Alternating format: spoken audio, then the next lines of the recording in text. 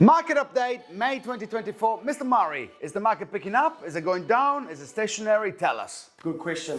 Interesting month. Had a good amount of stock coming on. I think we listed nearly 50 properties out of this office, which is really good going for April, May. Normally we tend to see the listing numbers drop down for the colder months. That's always been a traditional market. But I do feel after a hectic end of summer, start of autumn, where listings were coming on crazy, I do feel May is a reflection of a much more balanced market in terms of listings and written deals. I think it's finally, maybe the listings have balanced out a little bit, and now that supply demand level is sitting at a better state than 12 weeks ago. What do you say? I agree with that. Now the question is how much the Brightline testing that everybody knows is coming into place on the 1st of July is affected. Because if you listen to real estate agents, you would have heard an agent say, a lot of listing coming on the market. I was one of them. And by the way, I'm changing my tune a little bit now. I'll talk about that in a second.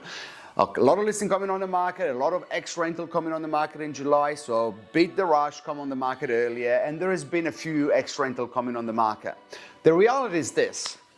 If you have a property that no longer needs to be having to pay tax because you bought it 4 years ago, the reality is this, there's not much profit. If you sell a property that you bought 3-4 years ago and you sell it today, there might be zero profit, therefore you pay no taxes. And I think a lot of people have started realizing that. Yep. So there is an extra level of now people going like, oh yes, I was going to sell, but what's the point of selling in July? I might sell in October, where there is less properties on the market. Yes. I think it's a good point. And although we're in the business of real estate sales, I think we're giving really good sound advice here, Diego. So good advice there. Are you saying that today is not always the best time to sell? Is not today? Because you don't sound like an agent. No, and we're not. We know we're not just agents. We're here to give good advice, which is the true story. And I think that what we might see if the influx of rental properties coming on in July that have been bought in the last 2 or 3 years, it might be more of a case of just want to relieving the pressure valve and maybe settling up a bit of debt, or they've got other ventures, they've moved overseas or whatever. I certainly don't think it'll be, if you bought a rental property in the last 2 or 3, 4 years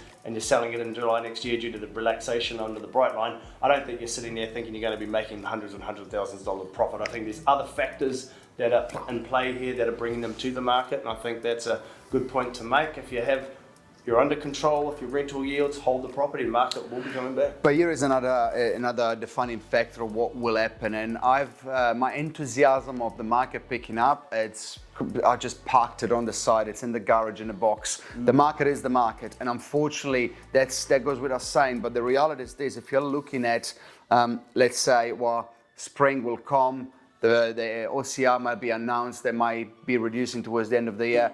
It might not. There is a lot of people saying that nothing will change for the next 8 to 12 months as well. So if you really keep waiting and waiting and waiting, here's my point, right? If you keep waiting for the market to get better, you're going to miss out on a lot of life just because you're waiting on something that might not or might not happen in the next 6 months. So just make the decision based on what's the best thing for your family, for your life, and if it's the right time to sell, you sell. And if not, just keep the house.